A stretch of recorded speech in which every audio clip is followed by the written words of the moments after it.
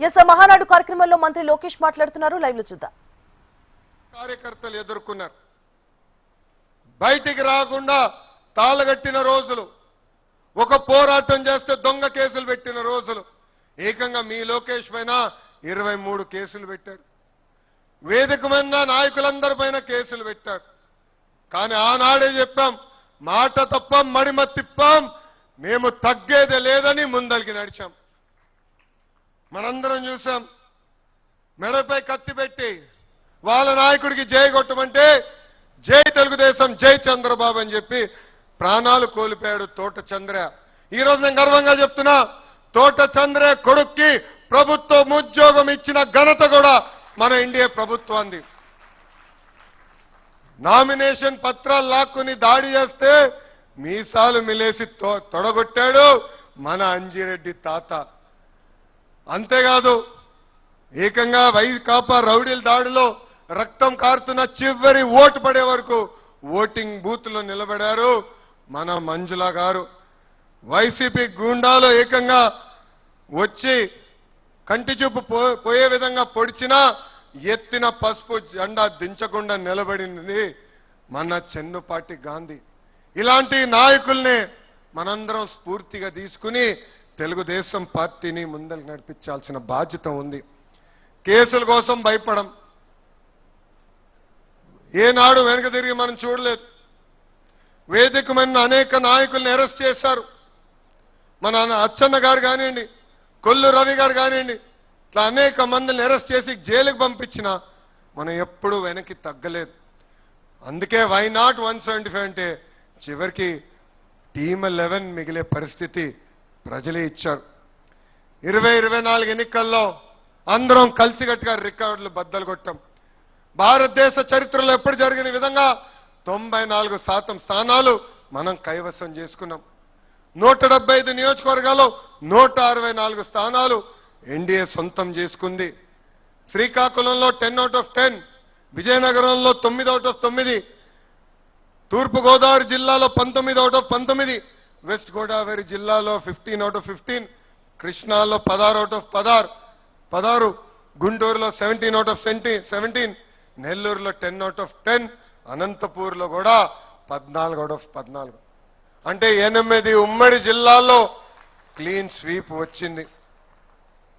కడప జిల్లాలో కూడా 10 నియోజకవర్గాలకి 7 నియోజకవర్గాలు ఎన్డీఏ కైవసం చేసుకుంది. ప్రజలు ఆశతో మనం గెలిపించారు. వాళ్ళకి అహర్నిశలు కష్టపడాలని వాళ్ళు కోరారు. అందుకే ప్రజా ప్రభుత్వం సుపరిపాలన అందిస్తుంది. ఎన్ని ఆర్థిక ఇబ్బందులున్నా ఇచ్చిన హామీలని ఒక పద్ధతి ప్రకారం మనం నిలబెట్టుకుంటాం, ముందరికెళ్తున్నాం. ఒక్క పెన్షన్ తీసుకోండి, భారతదేశంలోనే ఏ రాష్ట్రం ఇవ్వని విధంగా వృద్ధులకి 4,000 రూపాయల పెన్షన్ మన చంద్రబాబు నాయుడు గారు అందిస్తున్నారు. వికలాంగులకి 6,000, బెడ్కి పరిమితం అవుతే 15,000 రూపాయల పెన్షన్ మనం అందిస్తున్నాం. అన్నా క్యాంటీన్లు తిరిగి ప్రారంభించాం. మెగా డిఏసి ద్వారా 16,000 ఉద్యోగాలు మనం అందించాం. మన హోంమంత్రి గారి నాయకత్వంలో 6,000 కానిస్టేబుల్ పోస్టులు కూడా మనం భర్తీ చేస్తాం జరిగింది. ఏకంగా జాబ్ క్యాలెండర్ ద్వారా 10,000 పోస్టులకి కూడా మనం నోటిఫికేషన్ విడుదల చేశాం. మా చేనేత సోదరులకి అండగా నిలబడడానికి హ్యాండ్లూమ్ ఉంటే 200 యూనిట్లు, ఇంట్లో పవర్ లూమ్ ఉంటే 500 యూనిట్లు ఉచిత కరెంటు కూడా మన ప్రభుత్వం అమలు చేసింది. మత్స్యకారుల సేవలు కూడా అన్నదాత సుఖీభవ, స్త్రీ శక్తి కింద ఉచిత బస్, దీపం పథకం లాంటి అనేక సంక్షేమ కార్యక్రమాలు మనం అమలు చేస్తున్నాం. అంతేకాదు, ఇంట్లో ఎంతమంది పిల్లలుంటే అంతమంది పిల్లలకి తల్లికి వందనం ఇచ్చిన ఏకైక ప్రభుత్వం మన ఎన్డీఏ ప్రభుత్వం.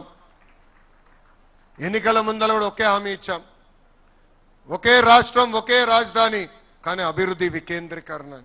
ఈరోజు భారతదేశంలో 100 రూపాయలు పెట్టుబడులు వస్తే దాంట్లో 25 రూపాయలు ఈరోజు ఆంధ్ర రాష్ట్రానికి వచ్చిన ఘనత. ఒక Google, Arcelor Mittal, royal Enfield, ఏకంగా ఫైటర్ జెట్లు తయారు చేసే పరిశ్రమలు కూడా మన ఆంధ్ర రాష్ట్రానికి తీసుకొచ్చాం. ఈ సభాముఖంగా ఆ టీమ్ 11 కెప్టెన్ కి నేను ఒక బంపర్ ఆఫర్ ఇస్తున్నా. డేటు టైం మీరు నిర్ణయించండి. సంక్షేమ అభివృద్ధి పైన చర్చించడానికి నేను సిద్ధం, మీరు సిద్ధమా అని అడుగుతున్నా. అభివృద్ధి సంక్షేమం హడావిడిలో పడిపోయి గత పాలకులు చేసిన విషయాలు మనం మర్చిపోతున్నాం. మనందరం చూసాం బలహీన వర్గాలపైన వాళ్ళు ఎట్లా దాడి చేశారు. ఎంతో మంది బీసీ, ఎస్సీ, ఎస్టీ, మైనార్టీ సోదరుల్ని వాళ్ళు చంపేశారు.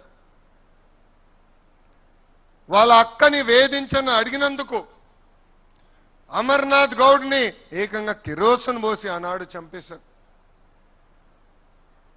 ఇది మనందరం గుర్తుపెట్టుకోవాల్సిన అవసరం ఉంది. ఇంతేకాదు, ఒక దళిత డాక్టర్ ఫేస్ మాస్క్ అడిగినందుకు సుధాకర్ గారిని చంపేశాడు. వాళ్ళ పార్టీకి చెందిన ఎమ్మెల్సీ ఏకంగా వాళ్ళ దళిత డ్రైవర్ సుబ్రహ్మణ్యం చంపేసి శవాన్ని కూడా డోర్ డెలివరీ చేశారు. నంద్యాలలో అబ్దుల్ సలాం మొత్తం కుటుంబం కలిసికట్టుగా వైకాపా నాయకులు వేధింపులు మేము భరించలేమని కుటుంబం మొత్తం ఆత్మహత్య చేసుకుంది. వైకాపా నాయకుడు కూతురు కన్నా వాళ్ళ కూతురికి ఎక్కువ మార్కులు వస్తుందని మిస్బా తల్లిదండ్రుల్ని వేధించారు. అది తట్టుకోలేక బుక్లో రాసి మరీ ఆ రోజు ఆత్మహత్య చేసుకుంది మిస్బా. ఇవన్నీ మనం గుర్తుపెట్టుకోవాలి.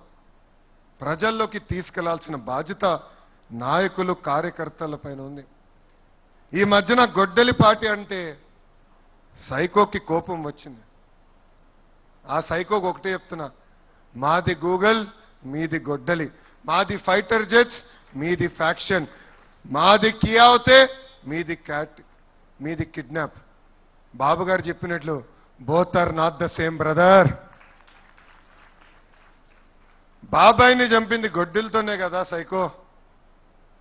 సొంత తల్లిని చెల్లిని మెడబట్టి బయటికి గెంటేసింది మీరు కాదా?